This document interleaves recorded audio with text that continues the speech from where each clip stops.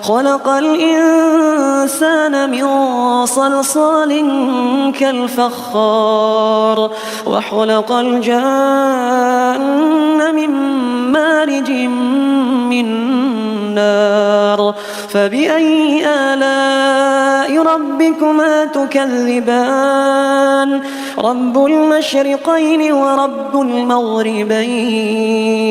فبأي آلاء ربكما تكذبان مرج البحرين يلتقيان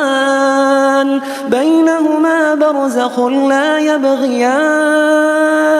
فبأي آلاء ربكما تكذبان يخرج منهما اللؤلؤ والمرجان فبأي آلاء ربكما تكذبان